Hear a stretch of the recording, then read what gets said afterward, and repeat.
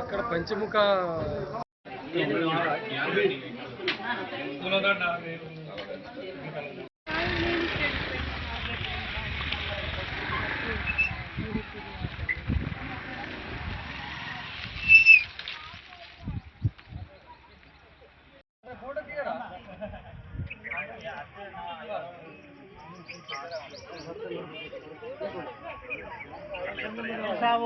भगवान की काल भैरव भगवान की ओम नमस्ते भैरवाय ब्रह्म विष्णु शिवात्मने नमः त्रैलोक्य वन्द्याय वरदाय परमात्मने శ్రీ కొత్తపల్లిలో వెలిసినటువంటి శ్రీ కాలభైరవ స్వామి దేవస్థానము. ఇది కొత్తపల్లి గ్రామము, రంగదామునిపల్లె. మరి ఇది గొల్లపల్లి మండలంలో జగిత్యాల జిల్లాలో ఈ స్వామివారి ఇక్కడ నెలకొని ఉన్నారు.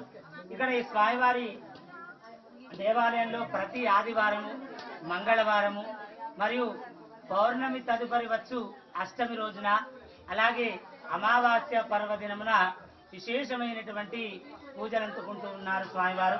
అలాగే భక్తులందరి యొక్క అనేకమైనటువంటి సమస్యలు, బాధలు ఇత్యాది ఇవన్నీ కూడా స్వామి దినదినము కూడా తొలగిస్తూ ఉన్నారు. అలాగే ఇక్కడ మంగళవారము, ఆదివారము, అమావాస్య పర్వదినమందు సామూహిక అభిషేకాలు, అలాగే కూష్మాండ పూజ, అమావాస్య పర్వదినమున ముఖ్యంగా కాలభైరవ స్వామి యొక్క హవనములు ఇక్కడ విశేషంగా జరపబడుతూ ఉన్నాయి. కనుక ఇట్టి స్వామివారి యొక్క దర్శనం చేసుకొని కలియుగంలో మానవులందరూ కూడా అనుభవిస్తున్నటువంటి బాధలు నివారించుకొని స్వామిని సేవించుకొని తరించవలసిందిగా కోరుతూ ఉన్నాము. జై కాలభైరవ, జై జై కాలభైరవ. ఇది కృష్ణపల్లి గ్రామంలో స్వయంభూ వెలిసిన కాల భైరవ స్వామి స్వయంభూ వెలిసిండు. దాదాపు 5 కన్నా ముందు వెలిసిన సామాన్య చరిత్రకారులు చెప్తున్నారు. గతంలో మేము వచ్చినాము, కోరికలు నెరవేరడం వల్ల మళ్ళీ దర్శనం చేసుకుంటున్నాము.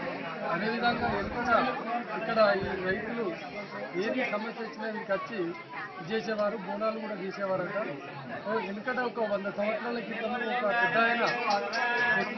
పెద్ద మనిషికి కన్ను ఇది కనిపించకపోతే ఆనాటి కాలంలో ఆయన సేవ చేసుకుంటుంటే ఆయనకు కళ్ళు వచ్చిన తర్వాత ఇక్కడ బోనాలు తీయడం జరిగిందట 100 సంవత్సరాల క్రితం నుండే వాళ్ళు తెలిసిన చరిత్ర.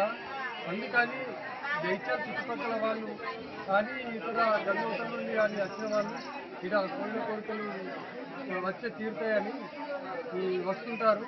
ఈ అమావాస్య రోజు వచ్చి చాలా పవిత్రమైన రోజు. ఈ దీపాలు ముట్టిస్తారు. కావున భక్తులు వచ్చి దర్శనం చేసుకొని ఆనందపడగలరని కోరుతున్నాను.